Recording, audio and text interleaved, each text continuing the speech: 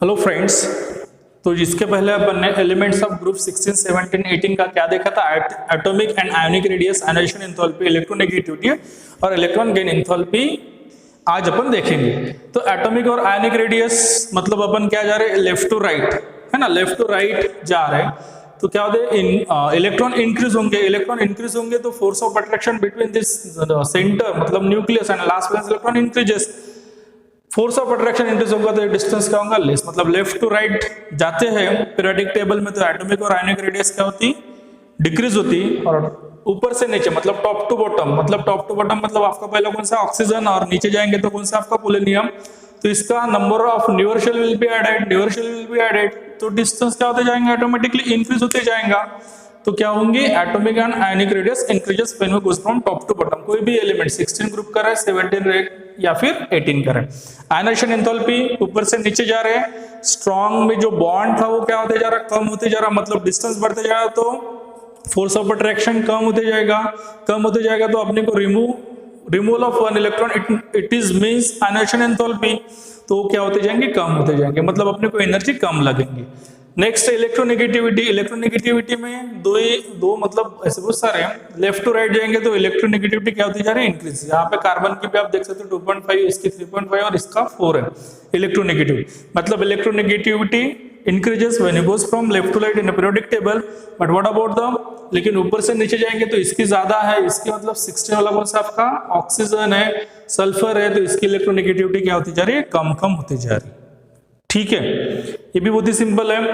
Then चलते हैं अपन electron gain enthalpy, oxygen, sulphur, selenium, tellurium और पोलियम, इसका क्या है वो देखते हैं। इलेक्ट्रॉन गेन एंथैल्पी मतलब क्या, ये जो एलिमेंट है अभी क्या करेंगे, इलेक्ट्रॉन अपनी तरफ एक्सेप्ट करेंगे अदर एलिमेंट से, उसको क्या कहते हैं अपन, इलेक्ट्रॉन गेन एंथैल्पी।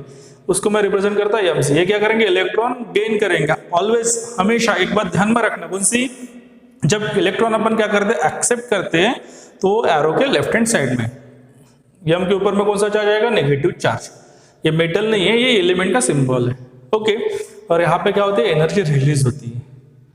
तो यहाँ पे जैसे अपन ऊपर से नीचे जाएंगे मतलब ऑक्सीजन टू पोलोनियम, तो इलेक्ट्रॉन गेन एंथैल्पी क्या होती जाती है, कम होते जाती है।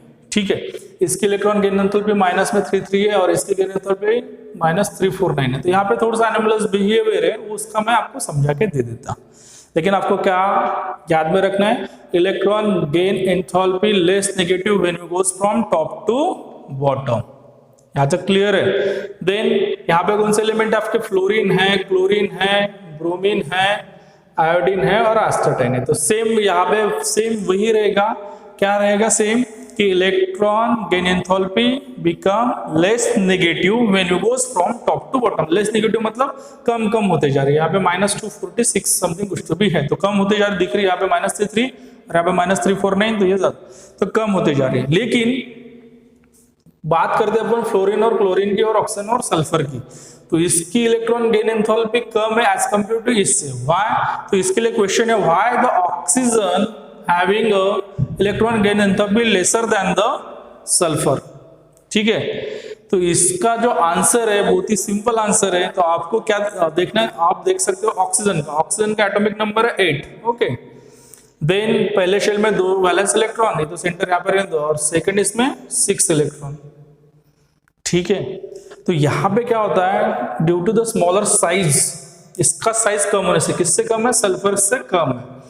तो साइज कम होने से ये जो फोर्स ऑफ अट्रैक्शन है, फोर्स ऑफ अट्रैक्शन क्या हो जाता, ज्यादा हो जाता। फोर्स ऑफ अट्रैक्शन ज्यादा, तो यहाँ पे इलेक्ट्रॉन क्लाउड डेंसिटी बोलते हैं उसको अपन, क्या बोलते हैं, इलेक्ट्रॉन क्लाउड डेंसिटी। तो इलेक्ट्रॉन क्लाउड डेंसिटी की वजह से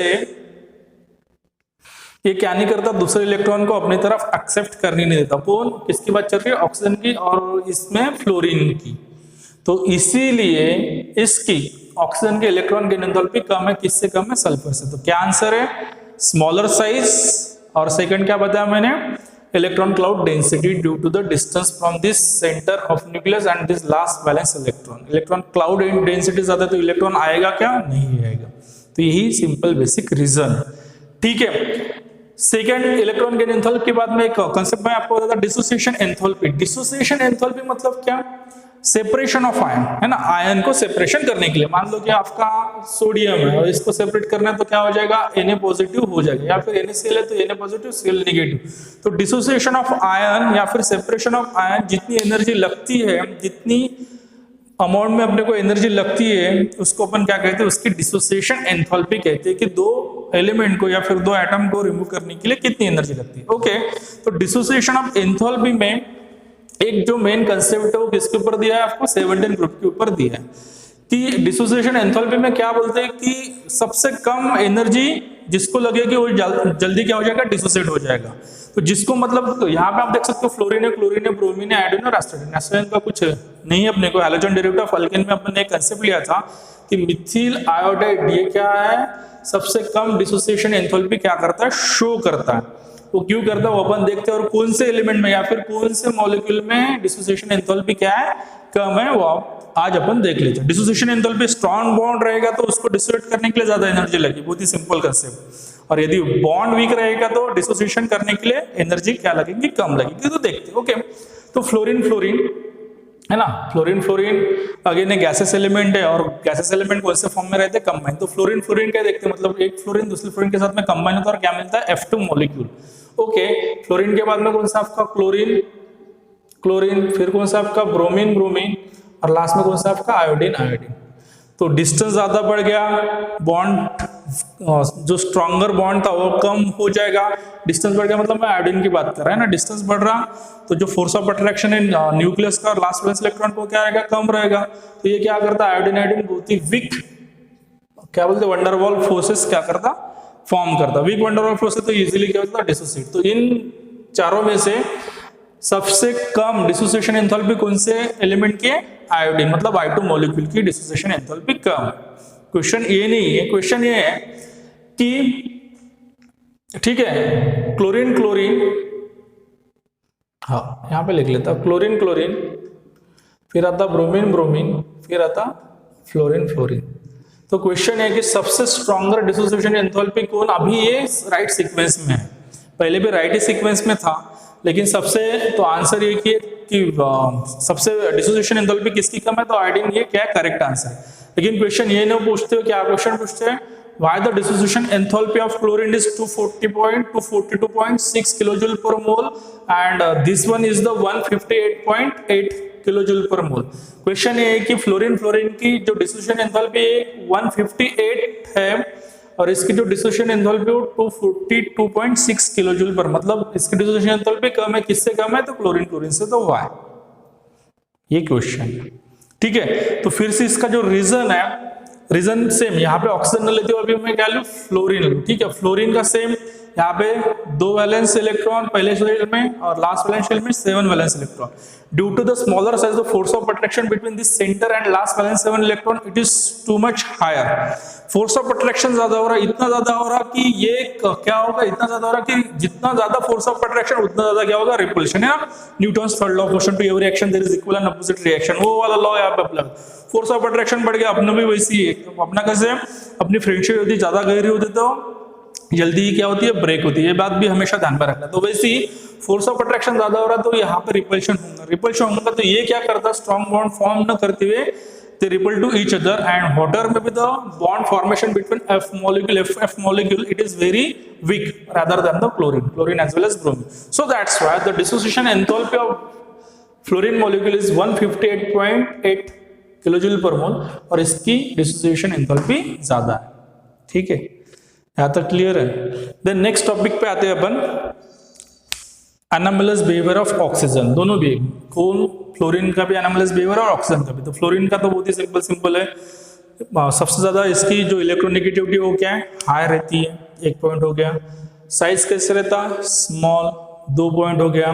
then dissociation enthalpy of fluorine it is weak rather than the other elements। तो ये 2-3 पॉइंट अपने को मिलते हैं। देन अपन एनामलस बिहेवियर देखते हैं ऑक्सीजन का। ठीक है, यहां तक क्लियर है।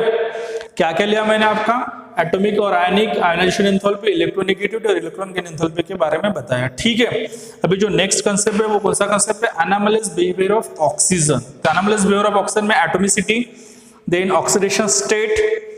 ठीक है, ये कंसेप्ट अपन लेंगे कि ऑक्सीडेशन स्टेट क्या है, एटोमिसिटी क्या है, ओके, तो स्टेप बाय स्टेप अपन देखते हैं। तो पहले एनामलस बिहेवियर ऑफ ऑक्सीजन मतलब O2। एनामलस मतलब क्या, थोड़ा एबनॉर्मल भी कहते हैं या फिर डिफरेंट क्या करते हो, कैरेक्टर शो करते हो उसका एनामलस। ठीक है, एनामलस बिहेवियर ऑफ ऑक्सीजन। तो इसमें अपन एक कंसेप्ट देखते, पहले इसका कंसेप्ट देखते थे एटोमिसिटी। एटोमिसिटी मतलब क्या, ऑक्सीजन सेल्फ कैटेनेशन की प्रॉपर्टी, सेल्फ लिंकिंग की प्रॉपर्टी शो करता है, उसको क्या कहते हैं अपन, कैटेनेशन। तो ऑक्सीजन ऑक्सीजन के साथ में क्या करता, बॉन्ड फॉर्म करता और अपने को क्या मिलता, ऑक्सीजन मॉलिक्यूल। मतलब एटम का कन्वर्जन किसमें हो गया, मॉलिक्यूल में हो गया, तो उसको क्या कहते हैं अपन, एटोमिसिटी। मतलब oxygen it is in a diatomic molecule, मतलब वो हमेशा कौन से फॉर्म में मिलेगा अपने को, O2 के फॉर्म में या फिर कंबाइंड फॉर्म में मिलेगा। लेकिन बाकी के एलिमेंट क्या रहते हैं, पॉलीएटोमिक। पॉली मतलब दो से ज्यादा। तो यहाँ पे एसिड वगैरह का स्ट्रक्चर आपने देखा होगा है ना, सल्फर 8 प्लकर स्ट्रक्चर या क्राउन-लाइक स्ट्रक्चर मिलता है अपने को सल्फर का। ठीक है, तो बहुत सारे ऐसे पूरे के पूरे एलिमेंट कौन सा, पॉली एटॉमिक की प्रॉपर्टी शो करता है, लेकिन ऑक्सीजन कौन सी प्रॉपर्टी शो करता है, डायटोमिक एक हो गया। देन ऑक्सीडेशन स्टेट देखते हैं अपन इसके। ठीक है, और इसमें आपको 12th में आपको ये भी है ऑक्सीडेशन स्टेट है ना। वैलेंसी क्या रहती है, स्टेबल रहती है। मतलब पूरी अपन ये सोचते हैं या फिर मान लेते हैं कि ऑक्सीजन की वैलेंसी क्या है, तो वैलेंसी सब एलिमेंट की क्या रहेंगे, -2। It is the stable oxidation state of all elements. इसके क्या रहेंगे, -1। फ्लोरीन के ना -1 हैलोजन हैलाइड फॉर्मेशन ये हो चुका है, इसको अपन क्या कहते हैं, हैलोजन फैमिली। इसको क्या कहते हैं अपन, कैल्कोजन फैमिली कहते हैं। यहाँ तक क्लियर है।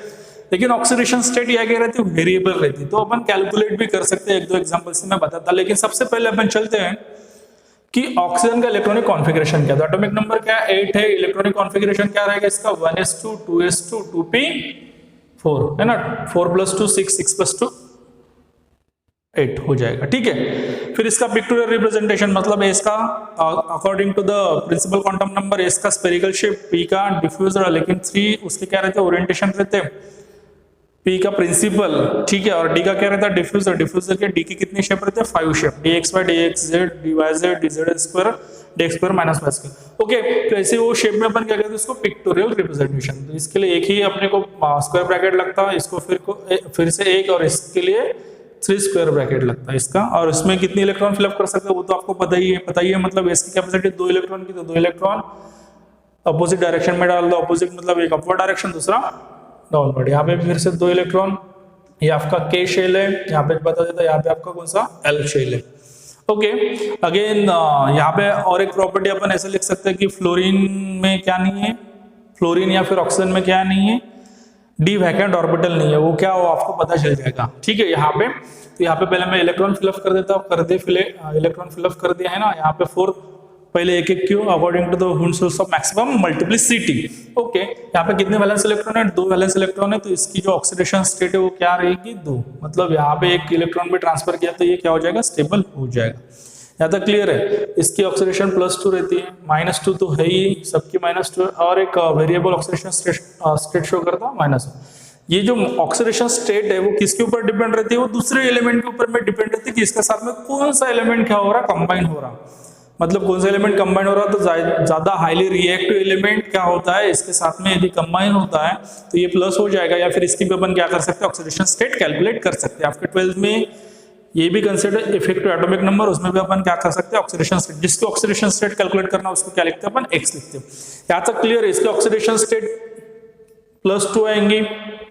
ठीक है, +1 एग्जाम्पल, -1 एग्जाम्पल देके मैं आपको बताता कि कौन से कंपाउंड में ऑक्सीजन की ऑक्सीडेशन स्टेट क्या है, -1 है।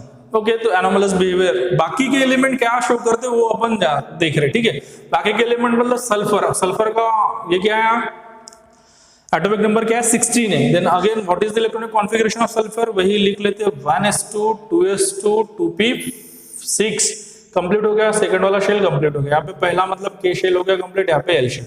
देन थर्ड शेल, थर्ड वाला कौन सा आपका M शेल है, तो इसमें फिर से 3s2 3p क्या आ जाएगा, 4 ही आएगा, 16 हो गए। लेकिन यहाँ पे एक और वैकेंट मतलब D भी ऑर्बिटल है, क्योंकि ये कौन सा शेल है आपका, थर्ड शेल। तो थर्ड शेल में वैकेंट ऑर्बिटल कौन सा दिख रहा है? वैकेंट डी ऑर्बिटल वैकेंट दिख रहा है, लेकिन यहाँ पे दिख रहा है कि आपको ऑक्सीजन में नहीं, सेकंड इसमें क्या यस और सेकंड का यदि सबशेल में डिवाइड करते हो तो ही है 2s और 2p, तो 3 मिलेगा क्या? नहीं, यहाँ पे वैकेंट है तो होता क्या वो देख लेते हैं। ठीक है, ऑक्सीडेशन स्टेट, ऑक्सीडेशन ये एनामलस बिहेवियर शो करता है, यहाँ पे आप देख सकते हो 3s2 लिखा है एज इट इज। ये तो कंप्लीट हो जाएगा, ये पार्टिसिपेट भी नहीं करते। 3p4 1 2, यहाँ पे 2 इलेक्ट्रॉन चले गए, यहाँ पे 1 1 1 और फोर्थ वाला कहाँ पे जाएगा? यहाँ पे। मतलब ये +2 की ऑक्सीडेशन स्टेट शो कर सकते हैं, यहाँ पे यदि हाईली रिएक्टिव इसके साथ में रिएक्ट कर दो तो ये क्या करके +2 की ऑक्सीडेशन स्टेट शो करे। लेकिन यहाँ पे वैकेंट डी ऑर्बिटल है, मतलब 5, फिर से डी के कितने शेप, इसके पहले मैंने बताया डिफ्यूजन शेप, और उसके कितने ओरिएंटेशन रहते हैं 5, और 5 में कितने इलेक्ट्रॉन फिलअप कर सकते हैं? 10। That is the maximum number of electron capacity that we have put up in a d orbital. यहाँ पे आप देख सकते हो ये वाला एक वैलेंस इलेक्ट्रॉन यहाँ पे चला जाएगा, तो होगा कितना 1 2 3 4, मतलब +4 पे ऑक्सीडेशन स्टेट शो करेगा। फिर से यहाँ का एक इलेक्ट्रॉन यहाँ पे मतलब +6 भी ऑक्सीडेशन स्टेट शो करे। बाकी के एलिमेंट -2 +2 +4 +6 ऑक्सीडेशन शो करते हैं, लेकिन आपका ऑक्सीजन -2 -1 और +2 ऑक्सीडेशन स्टेट शो करता है। तो ये क्या है? उसका ऑक्सीजन का एनामलस बिहेवियर है। ओके, एक एग्जांपल में आपको बताता, एक एग्जांपल में आपको समझ में आएगा कि कौन सी ऑक्सीडेशन स्टेट क्या है। तो एक एग्जांपल ले लेता मैं F2O। F2O, इसको F2O नहीं लिखते, ऐसे लिखते OF2। वो आपके लिए क्वेश्चन, इसका आंसर मुझे बताना। ओके, लिखना कैसे उसको? F2O ही OF2 लिखना है। ओके, किसकी ऑक्सीडेशन स्टेट कैलकुलेट करना है? ऑक्सीजन की, तो इसको X लिख देते हैं।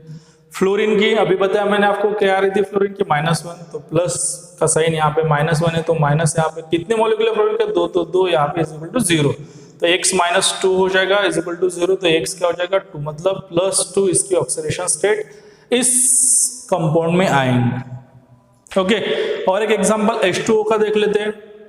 ओके, +2 हो गया H2O का, फिर से H2O में क्या करते हैं अपन? 1 × 2, यहाँ पे +x एज इट इज, यहाँ पे 0, 2 + x, यहाँ पे 0, तो x माइनस क्या हो जाएगा? -2। ये तो सिंपल ही वाटर ऑक्सीजन के स्टेट अपने को यहाँ पे भी मिली। और एक एग्जांपल H2O2 हाइड्रोजन परऑक्साइड, फिर से जिसको कैलकुलेट करना है उसको x कितने मॉलिक्यूल है? 2, तो 2x = 0। यहाँ पे हाइड्रोजन, यहाँ पे प्लस का sign, hydrogen as it is, और यहाँ पे × 2, तो क्या हो जाएगा? 2x - 2x - 2 by 2 that is -1। तो यहाँ पे हाइड्रोजन परऑक्साइड में ऑक्सीडेशन स्टेट ऑक्सीजन की कितनी है? -1। तो ये भी चीजें अपने को ध्यान में रखना है। ठीक है, तो ये होगी उसका एनामलस बिहेवियर। और एक property, oxygen it shows the paramagnetic in nature. Paramagnetic in nature मतलब it attracts towards the magnetic element, मतलब ऑक्सीजन आपका मैग्नेट की तरफ अट्रैक्ट हो सकता है। बाकी के एलिमेंट डायमैग्नेटिक नेचर, मतलब मैग्नेट की प्रॉपर्टी ये शो नहीं करते। वाई का रीजन है कि क्योंकि उसके पास में क्या है? वैलेंस इलेक्ट्रॉन प्रेजेंट है, बाकी के इसमें है, लेकिन वो क्या होते हैं? वैकेंट डी ऑर्बिटल होने की वजह से वो अपने इलेक्ट्रॉन दूसरे को दे देते हैं। यहाँ तक क्लियर है? ठीक है, क्या क्या लिया? Atomic ionisation, electronegative, electron gain enthalpy, और anomalous behaviour of oxygen as well as anomalous behaviour of fluorine. Fluorine का पहले ही बताया, और डिसोसिएशन एंथैल्पी। तो यहाँ पे मैं रुक जाता हूँ। Okay, thank you.